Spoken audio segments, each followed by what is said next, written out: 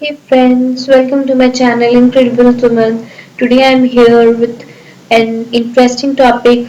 I think you will like this. It is the traditions to test a woman's purity in India still exist. Who's going to stop this, guys? So this is the topic of today, in which you can see that till today in India this tradition or this practice is still going to check the woman's purity. Though the women have gone to such a high level and they have achieved so many things, as you can see, so many powerful women are there in nowadays. They have learned everything. They are nothing in less than a man. But still, this thing is still there in India where the purity of the girls are still checked.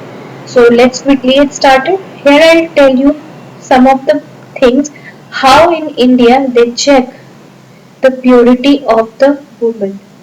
First is by looking for traces of lost virginity on the bed sheets. So you can see the referral pic here, and I'll just explain it. I'll just read it out for you all and explain in a brief that it is also known as Kurki ki rasam. This ritual is actually a part of wedding in many parts of developing country that India is. It is done in order to ensure that bride is a virgin, and a white sheet, that means a white bed sheet is spread on the bed on the time of the night of marriage. The couple is expected to consummate the same night, that is their first night, so that and the entire elders of the family enter the room the following morning to locate the traces of blood on the sheet. If the blood stain is there, it's fine and acceptable, but God forbid if it isn't there. The bride is bashed to be an impure one. So, guys, here this one is a tradition in many of the parts of India. It's still practiced that whenever girl is married, during her first night, that is the first sex night, they are just checked whether she is bleeding or not, whether her hymen that has broken or not.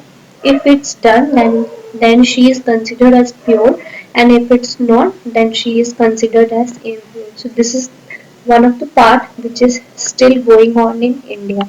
The second test is the two finger test. The two-finger test is nothing else but inserting of two fingers in the vagina of the woman. So here I'll explain this also in brief. So another one is the series of this test of virginity. It's the two-finger test where the olden women of the family search for the presence of hymen using their fingers in the woman vagina. They look for laxity in the vaginal muscles and uses it to determine if the girl is habituated to intercourse or not. In a case when the woman fails to pass the test, she is then forced to name the man she had sex with.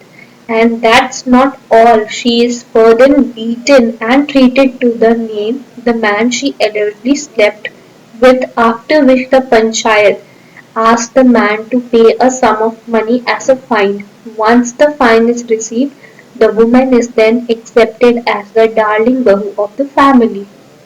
So here panchayat is nothing else but a small kind of semi-government which is made in some of the villages where the people take decision of small cases, which actually the cases are taken in courts, but before many times there were small panchayats made in the villages or the cities where they used to take the decision.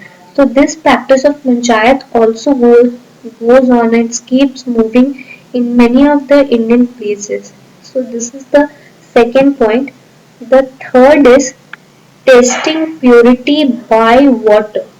So you can see this is the third method by which women have to give her the purity test by testing it through water. Here I'll brief it about what happens actually in this. As ridiculous as it may sound, there actually exists a custom infused communities in India where girls are made to hold their breath underwater until a neutral person takes 100 steps on the ground and returns back. Only if she succeeds to hold her breath, she is considered to be pure. So I find this very ridiculous because it's not possible for everyone to make such a breath control underwater. These are really done by professionals, but in India they don't believe all this, and this is one of the really bad practices in India. The fourth is known as Agni Pariksha. Agni Pariksha, this word term is taken from the holy book of Indians, that is Ramayana. In there also the goddesses Sita gave the Agni Pariksha to the god Ram, which are just virtued, and they are virtued by the Indian people. They so this is known as Agni Pariksha. Now I'll totally tell you what Agni Pariksha really is.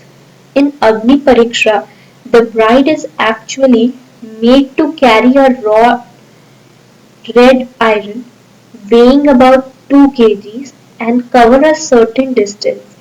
The only that guards her palm are the few layers of betel leaves held together with a thin layer of dough. The one who ditches the distance midway is again held guilty of the society. Because these practices are still a part of many societies in the country, this illogical test continue to be life-changing event for the girl and the family.